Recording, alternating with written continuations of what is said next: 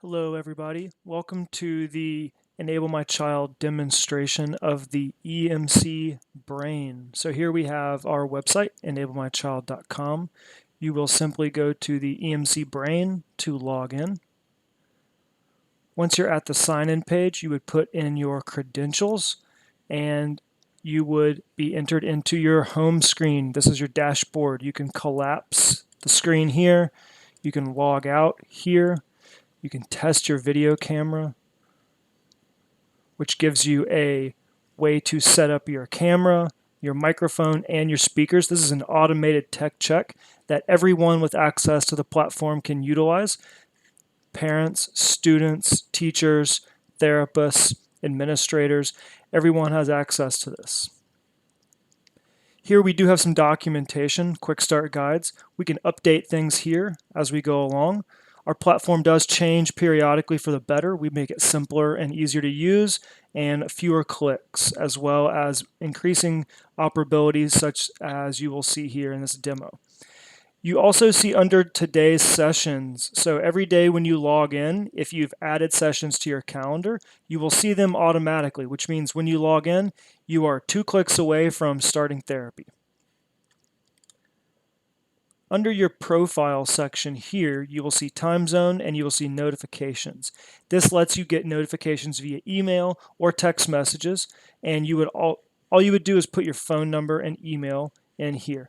You have the option to change your password here and licensure. There's also a forgot password option if you did lose your password. You have the option of adding your address and updating this page as you see fit. Under the My Client section, you will see that there is an easy add feature. So 4 pieces of information adds the client to your roster. Now, you always will see instructions at the top of the page depending on what part of the brain that you're in. This will help you, so please note to read these instructions.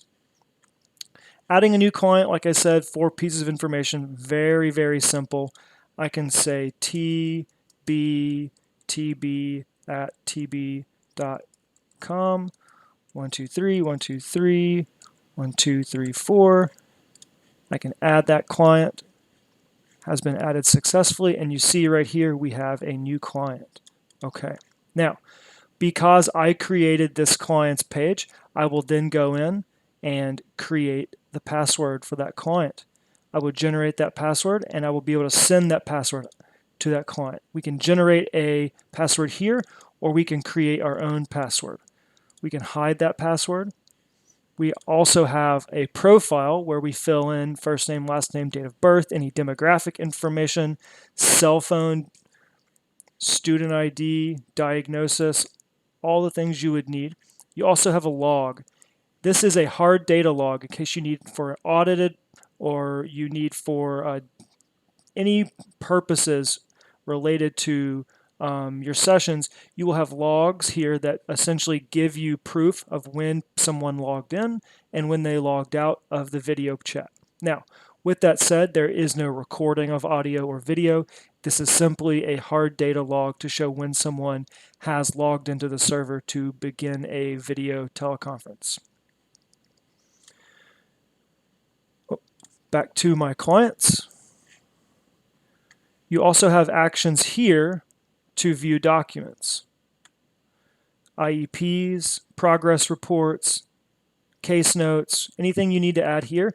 This is shared concurrently with the student or the family as well as you. This is a secure end-to-end encrypted protection, so you can upload documentation here as opposed to sending something via secure mail or unsecure mail for that matter. This is a much safer and much cleaner way to transmit documents. Here we also have managing reminders. This allows us to manage the reminders that the client gets, or the student or the family. We also have the option to add contacts. So here you would basically choose how you want that contact to get added. This could be grandma, this could be babysitter, this could be a personal aide or an assistant or a nurse, anyone you need. You can add their information here and allow notifications that would essentially give your students or your clients an additional contact in order to receive reminders, and that way everybody stays up to date on current therapy sessions. Those reminders will go out at 48 hours, 24 hours, and 30 minutes before a session. Here you have the opportunity to create a therapy schedule. Once again, we have instructions at the top. You would choose therapy schedule or assessment. You would check this if it's a weekly recurring meeting, and then you would set how many weeks you want that to recur. Or you can create a custom schedule, and you can alter those dates as you see fit and the times. Once you create a therapy schedule, you will see that show up on your calendar. So here is a sample calendar. And keep in mind, this is a demo, so this is all fake information. But as you see, we have a calendar here with therapy sessions on it. So you can start those sessions from here, or remember, you can also start those sessions directly on your home screen. All right, so here we are. We can start a therapy session here. That was one that's already expired. Sorry about that. We have to go to a session in the future that hasn't happened yet. So here we go. We can start this meeting here. Please note that you do have the opportunity to add files to this therapy session. So if you take data on that and you want to upload it to that meeting, you can store it there. Even if this meeting was not done via telehealth, you can still store your data and manage it there.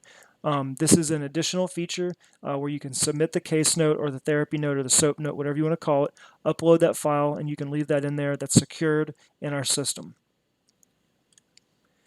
Here we go to start a meeting, and it's going to connect to our EMC chat. So hello, there we are. And as you see here, we have a whiteboard, and you have session information, which does a little bit of emotion tracking. You also have a mouse control feature, which allows you to give your clients their mouse control so that if you have a game like Boom Cards or an interactive activity on your computer, you can drag across the screen the section where you want that to be shown, and they'll be able to use the mouse on your computer through that screen, and you have control of when and how that works. Here you also have a additional camera. So in my instance, I have two cameras to demonstrate this. So I can actually add a second camera. There we go. Here we go. So this is very helpful if you're doing something with fine motor skills, handwriting, you're doing group work. There's multitude of uses that I'm sure people more creative than me can come up with, but the idea is that you have multiple cameras within the same session, and that has been something that many people have asked about and tend to really enjoy, so that's a great feature. Up here you have your About section, and this gives you information on the session, and so here you have the camera that you're using and your audio inputs. If something's not working right, you can go in here. There's emotion tracking. We can turn that off and on. And over here we have your chat window. Down here you have mute. You can mute the video. And we have a screen share. And then here's how we end the call. So when you end the call, it says thank you for using. You can rejoin if you hit the wrong button. Otherwise, you can take off. And here we go back to the actual dashboard. And so here we go at the dashboard. We were right there. We can complete this meeting, and we can make comments, or we can upload or upload a document to that meeting.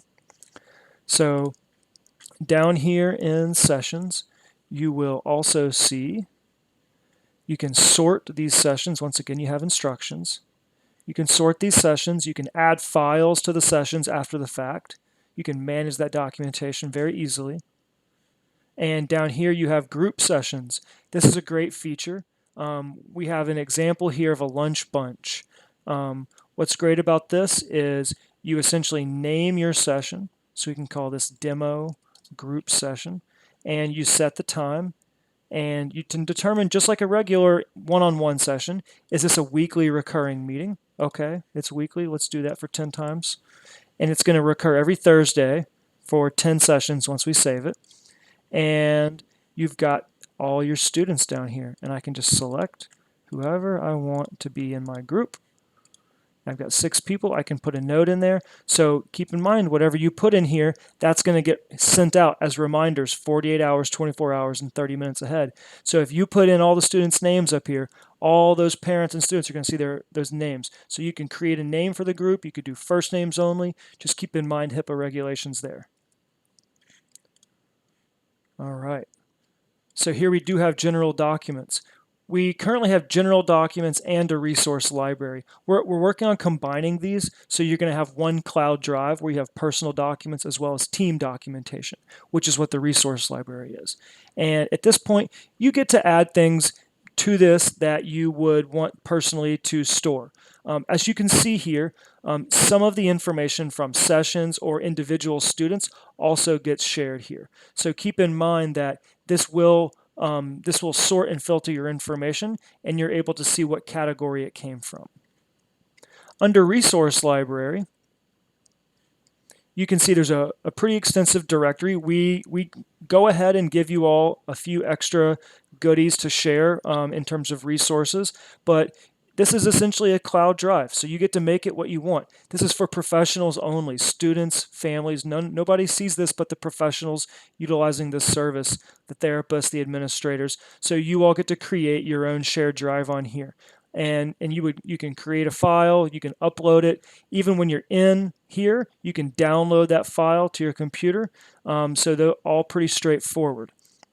There is a meeting feature, and right now the meeting feature is very similar to groups, but we're adding functionality to allow you to invite guests that are not logged into the platform, which will be very efficient for IEP meetings, various types of meetings where you do need a temporary guest login. That would continue to maintain its HIPAA, FERPA compliance, as well as be very simple and straightforward to use. And down here you have contact support. In the event that you need support, you can contact them right here. Please just keep in mind that this is absolutely for your benefit. So as you see fit, you would utilize this resource. You will also have phone numbers, and you will also have an email for support. All right. And that is the therapist view of the Enable My Child EMC brain. We hope that you enjoy this. Any questions you have, feel free to reach out. Thank you very much.